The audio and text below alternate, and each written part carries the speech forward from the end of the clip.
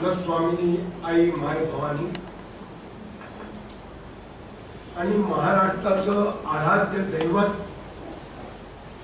छत्रपती शिवराय यांना प्रथम वंदन करतो। कसं जगावं हे छत्रपती शिवरायाने आपल्याला शिकवलं, कसं मरावं हे छत्रपती संभाजीराजाने आम्हाला शिकवलंय। हिंदुस्थानातल्या बाकीच्या सगळ्या प्रांतांना फक्त भूगोल आहे, भूगोल, आणि महाराष्ट्राला भूगोलाबरोबर इतिहास आहे। उपस्थित गडदुर्गांचे धारकरी हो आणि मान्यवर, वास्तविक माझी जात आहे की गडदुर्गांच्या धारकऱ्यांची या व्यासपीठावर कळत नकळत मी आलो। मी आता जिथे उभा आहे त्याला व्यासपीठ असं म्हणतात, कारण व्यासोच्छिष्टम जगत सर्वम, जगातलं सगळं शहाणपण महाभारतामध्ये व्यास मुनींनी सांगितलेलं आहे। आणि म्हणून हे जे उच्चासन असतं त्याला व्यासपीठ म्हणतात। वयाच्या 10व्या वर्षी मी गडांकडे पाहायला लागलो। शालेय जीवनात जो इतिहास असतो तो स्कोरिंग सब्जेक्ट असतो, मार्क मिळवण्यापुरता। बाह्य जीवनात जो असतो कथा, कादंबऱ्या, नाटक, सिरियल, तो मनोरंजक असतो। परंतु ज्या वेळेला इतिहासाला भूगोलाची जोड देता आणि त्याला विज्ञानाची जोड देता, त्यावेळेला त्या महाराष्ट्राचा इतिहास उजेडात येतो हे लक्षात।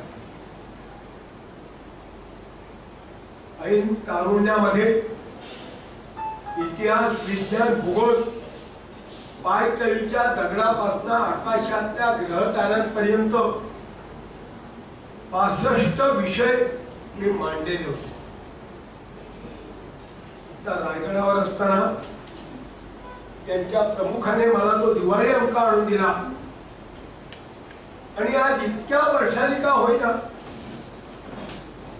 1970 नंतर एक दिवाळी अंक मला असा बघायला मिळाला,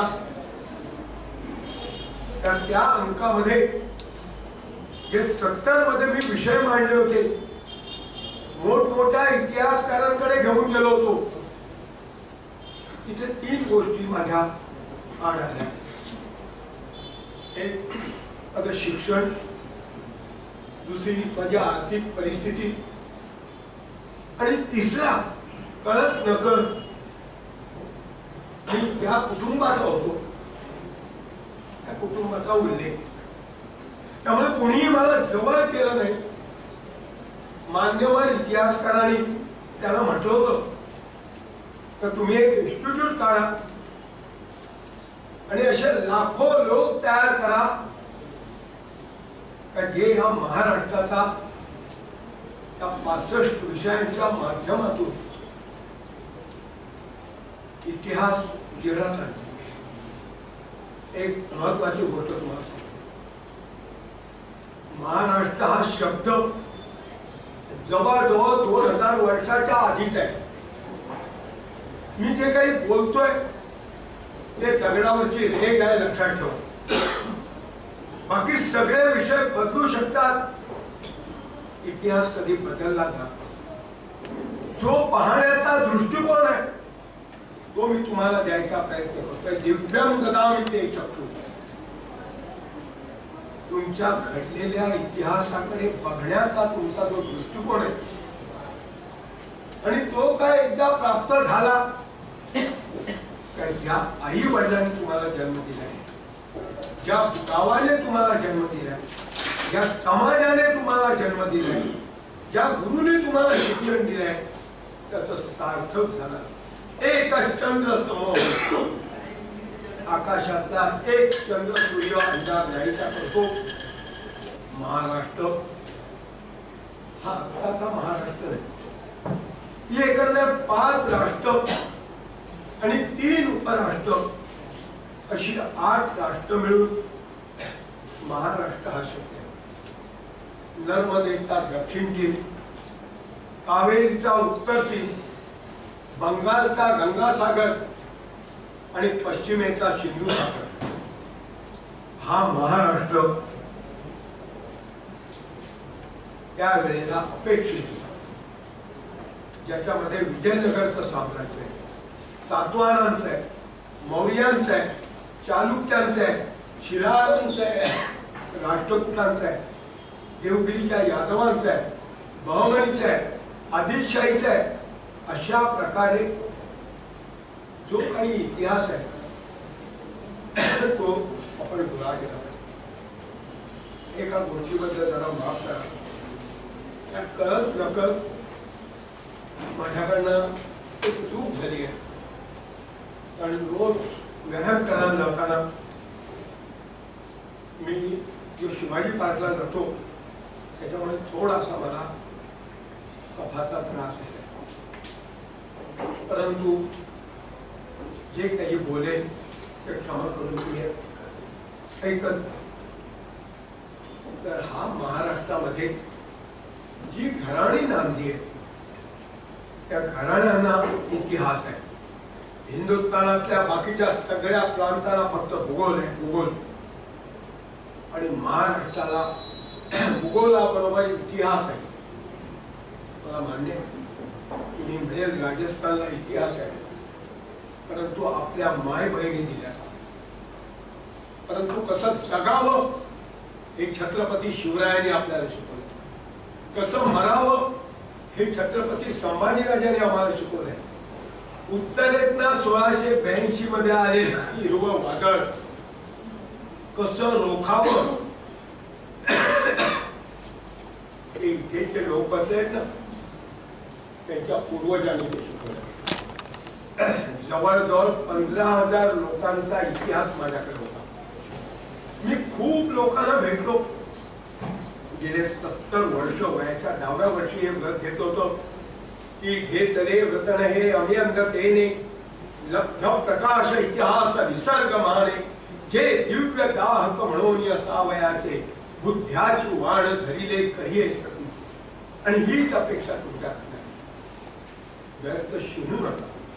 गडावर जाऊन सगळे घेतात, पाहून सगळे घेतात, परंतु अभ्यासून येणारे तुमच्यासारखे तुमची स्तुती करत नाहीये.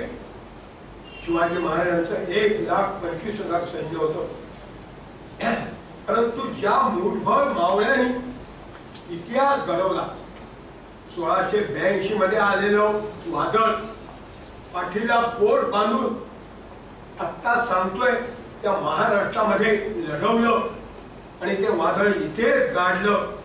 हा इतिहास आहे, तो तुम्हाला शोधला.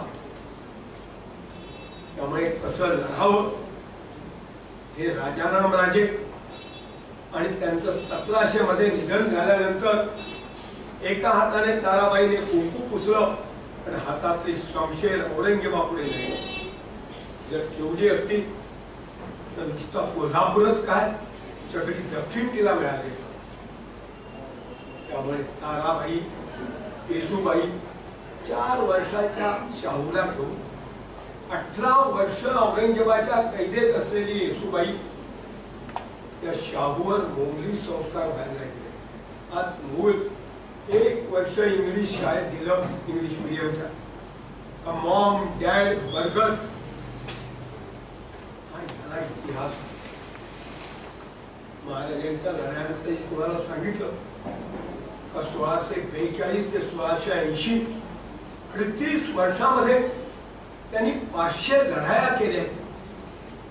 ह्या ज्या लढाया आहेत हे जवळजवळ 85 प्रकार आहेत. कदाचित तुम्ही अभ्यास केल्यावर तुम्हाला जास्त. मगाशी सांगितल्याप्रमाणे इतिहास कुणी बदलू शकत. एक वेळ भूगोल बदलतो, ज्या ठिकाणी शेतं होती तिथे घरं बंगले उभे राहिले. या घाटवाटा होता तिथे आता मोठे कार रोड झाले. जी बंदरं होती ती नामशेष झाली. परंतु इतिहास बदलू शकतो, विज्ञान बदलतं, गणित बदलतं, भाषा बदलते, परंतु इतिहास हा जगायला शकतो. भूतकाळाकडे पाहून भविष्य काळाकडे नजर ठेवून वर्तमान काळात चालत राहिला तर त्या 500 लढ्यांचा इतिहास तुम्हाला आकलन. लढायला म्हणजे काही नेहमी असा रक्तपात नाही, तो संघर्ष आहे. आत्ता जी त्यांनी काही पुस्तक तुम्हाला सांगितली अशा प्रकारची जवळजवळ 35 पुस्तकं आता आपली लिहिली. फक्त 11 पुस्तकं तिथे आहेत. आज बाजारामध्ये 300 पानांचं पुस्तक 300 रुपयाला विकलं जात आहे.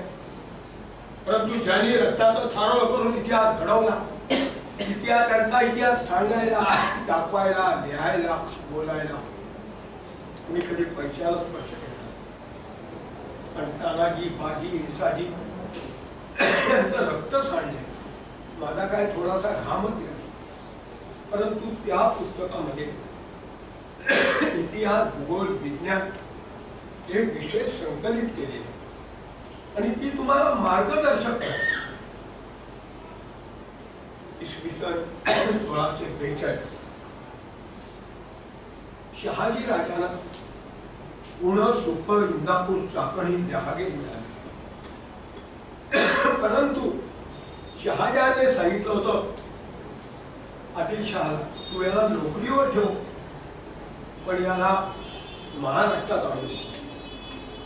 कारण आता महाराष्ट्राला निजामशाही बुडवल्यानंतर माझ्या राज्याची सरहद्द आहे आणि हा जो शहाजी राजा जो आहे तो आक्रमक आहे. तू याला खूप दूर कुठेतरी ठेव आणि म्हणून त्याला बंगळूरला कर्नाटकात जावं. आता हे मालोजी राजांचं ज्यावेळी वतन मिळालं त्यावेळी त्या वतनावर कोणाला पाठवायचं हा विचार शहाजी राजाने केला आणि त्यांचा धाकटा मुलगा तो शिवाजी राजे आणि ज्येष्ठ पत्नी जिजाऊसाहेब याला त्यांनी पुण्याला पाठवलं. एक लक्षात घ्या, प्राचीन काळी द्वारकापुरी, अयोध्यापुरी, पुरी हा जो शब्द आहे तो तुम्हाला स्मॉल टाउन, रॉयल फॅमिलीचं राहण्याचं ठिकाण. तसं ही पुण्यपुरी मुळा मुठा नदीच्या काठावर असलेली ही जी सरिता संस्कृती तुम्ही शब्द लक्षात, ही शिवाजी महाराजांना 12व्या वर्षी आक्रमण. मला आश्चर्य वाटेल, त्याला 1 नाही 2 नाही 10 वर्षापर्यंत 10व्या वर्षी ते आले. 12व्या वर्षी त्यांना 35 विद्या शिकवल्या. हे मी सांगत नाहीये, कवी परमानंद. ज्याचा ज्याचा मी घेतला गुण तो तो मी गुरु केला. ह्या 12 वर्षाच्या मुलाच्या लक्षात आलं का ही जी सरिता संस्कृती आहे तिच्यावर कुतुबशाह कधीही आक्रमण करू शकतो, आदिलशाह कधी धारण करू शकतो, मोंगल कधी येऊ शकतात आणि म्हणून त्यांनी अरण्य संस्कृती शिकली. सरिता संस्कृती नदीकाठावरची प्रभू रामचंद्राची, भगवान श्रीकृष्णाची द्वारका, अयोध्या, तसं ही पुण्यपुरी सोडली आणि ते अरण्य संस्कृती. 12 मावळ हा मावळ जो शब्द आहे तो मावळतीकडचा प्रदेश, पर्जन्याच्या छायेखाली असलेला प्रदेश. मुंबईकडून पुण्याकडे जाताना ज्याला तुम्ही आता खंडाळा म्हणतात, तो खंडाळा नाही, बोरघाट आहे. तो चढल्यानंतर डावीकडे जे लागतं ते अंधर मावळ, ते तुम्हाला सातवाहनांचा इतिहास. आणि उजवीकडे जे लागतं ते नाणे मावळ. पुण्यातून साताराकडे जाताना उजव्या हाताला जे आहे ते गुंजड मावळ. ही एकंदर 12 मावळ आहेत. आणि या 12 मावळामध्ये सगळे देशमुख व प्रथित यश असे लोक राहतो. खूप इतिहास आहे, खूप. तुम्हाला तो शोधायचा आहे. जीवनाच्या 2 बाजू असतात. कोट्यावधी जीवाणू जगतीय न मानती जशी ती गवताची पात आणि त्या अरण्य संस्कृतीमध्ये जाता त्या 12 मावळाचा जो दरवाजा आहे तो आहे कोंढाणा. गंगा यमुनेच्या दुभावामध्ये ऋषिकुळांची इन्स्टिट्यूट होती आणि त्यांच्या परीक्षा झाल्या का तुमच्यासारखे काही लोक आपल्या गुरुनी जे ज्ञान दिले ते कुठेतरी सांगावं, ते पसरवावं म्हणून दक्षिणा कथाचा शोध प्रभू रामचंद्रांनी लावला होता.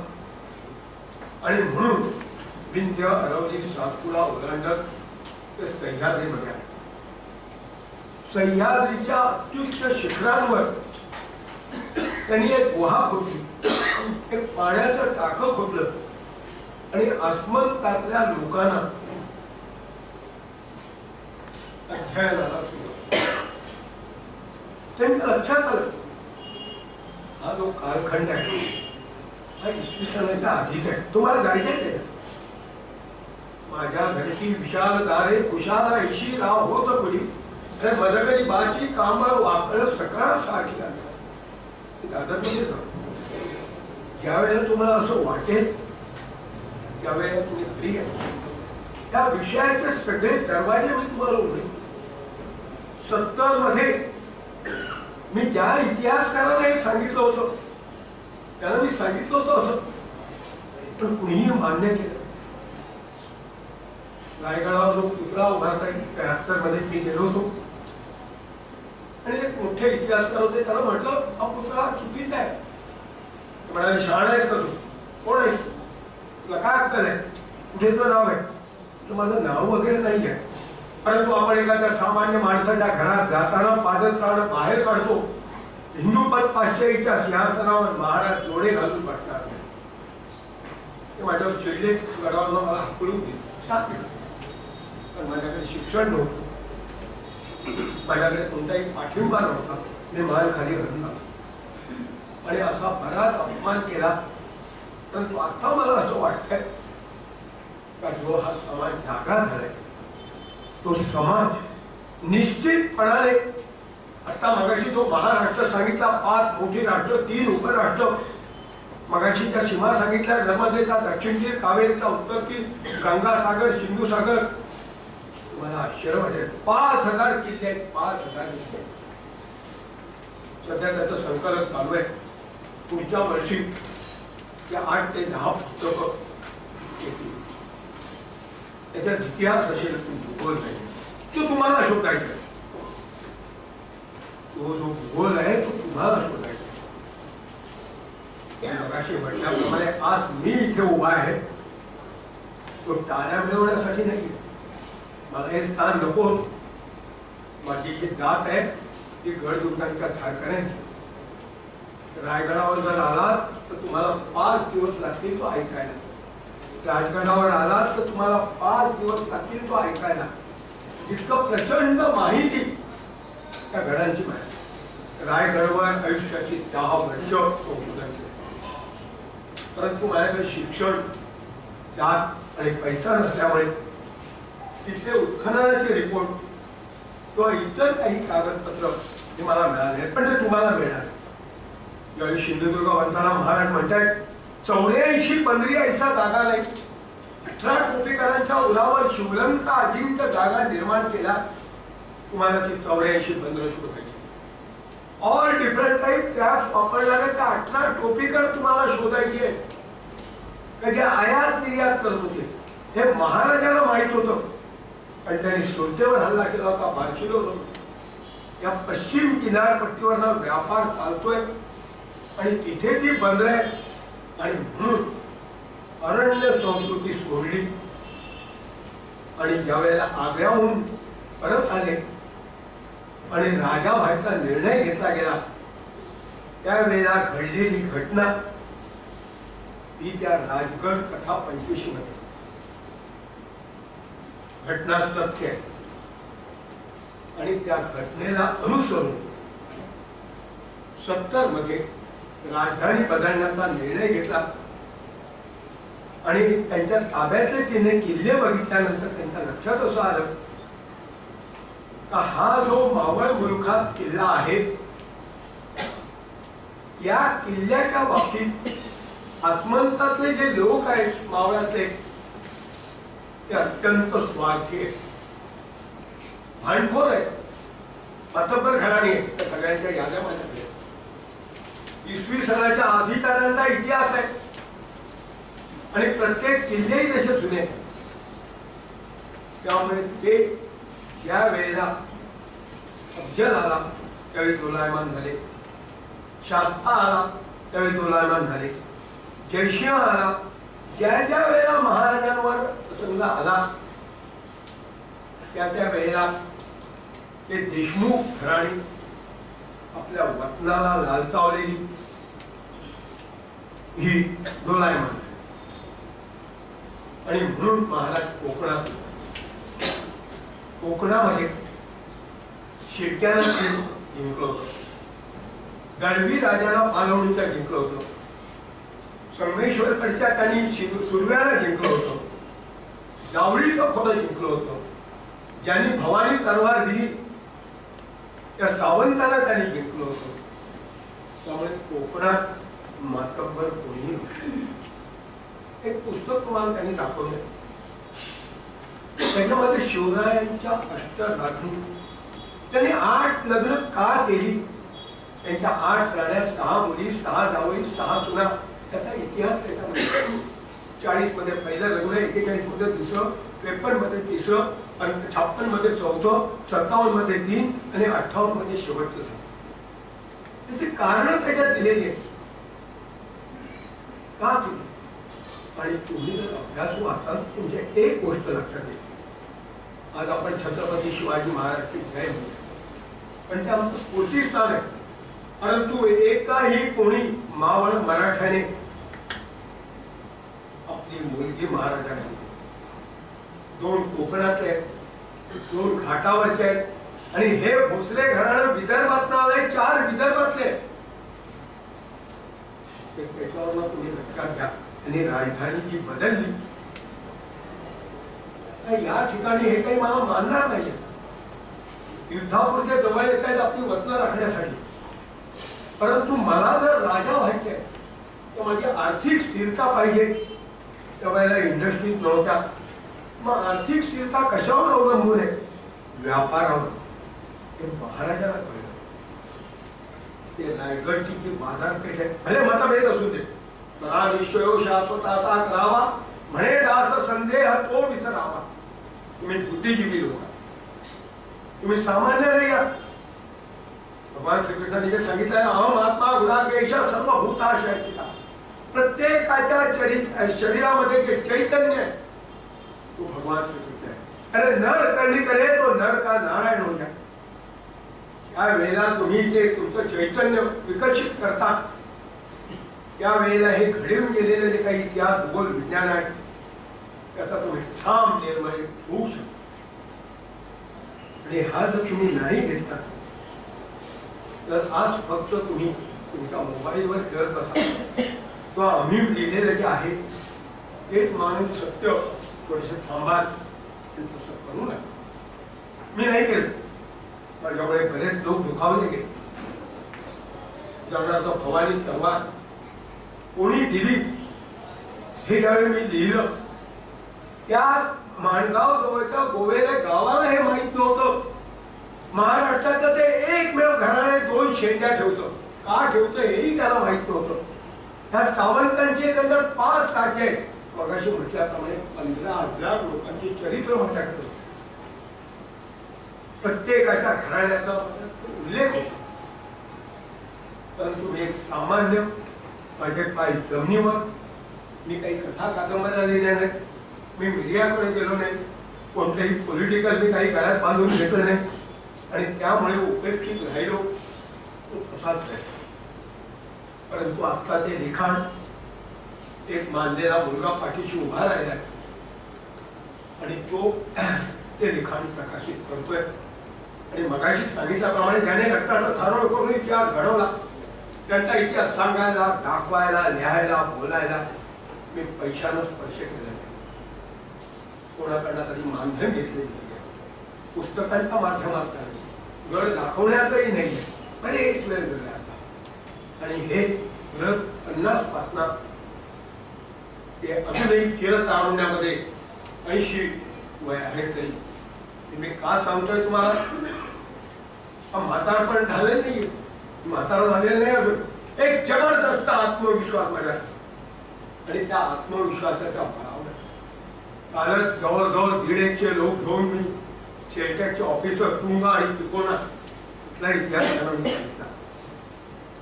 काही लोक माझ्याबरोबर प्रतापगड होते, त्या गावडीचा इतिहास मी तिथे सांगितला. परंतु वेळ फार कमी असतो आणि तितक्या वेळात संपूर्ण विवेचन करता येते. मी माझ्या आयुष्याचा विचार हाच केला का शिवाजी महाराजांचे चरित्र म्हणजे अथांग सागर. हे जे विषय मी मांडले होते इतिहास, भूगोल, माध्यम, ते सगळे विषय मी काही अभ्यास करू शकलो नसतो. मग मी फक्त त्यांचे किल्ले आणि युद्ध या दोनच टॉपिक्स करणार.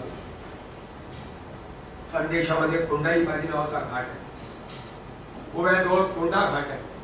त्या दक्षिणोत्तर सह्याद्रीमध्ये जवळजवळ 400 घाट आहेत. तुम्हाला ते शोधले पाहिजे, त्याचा अभ्यास केला पाहिजे. काही पाले घाट आहेत जे सह्याद्रीच्या उपर रांगावर तिथलं. या जवळजवळ 400 ते 500 नद्या आहेत, त्यांच्या उपनद्या ह्या तुम्हाला शोधायला.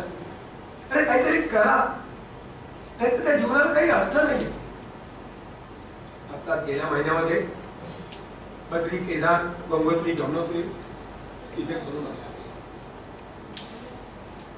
मी गर्वाने सांगत नाही, अभिमानाने सांगतोय की ही जी माझी धर्मपत्नी तिने गेले 50 वर्ष मला साथ दिली. त्यामुळे केदार जो कैलासचा दरवाजा आहे तो उघडा करून त्याला म्हटलं थांब, ज्यावेळी माझं आयुष्य संपेल त्यावेळी मी तिथे मी त्या लोकांना विचारलं का जलशास्त्राचा अभ्यास करणाऱ्या ज्या भगीरथाने स्वर्गलोकीहून गंगा आणले, त्या गंगेच्या उपनद्यांचे काही रेकॉर्ड आहे का तुमच्याकडे? वो नाही तर चलेगा, श्राद्ध पक्षात तुला काय करायचं असेल ते कर. मी म्हटलं मला काय करायला नाही. तुम्हाला आश्चर्य वाटेल, 75 नद्या त्या गंगेला मिळत आहेत का ज्यामुळे देश तुम्हाला सुटला.